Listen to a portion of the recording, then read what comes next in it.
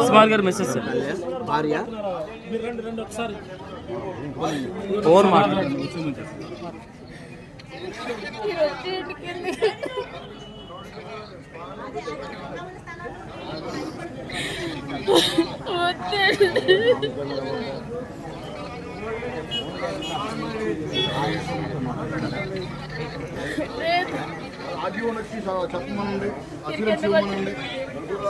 Sir ఇంత సమయమైంది, RDO గారు ఎవరో రారండి.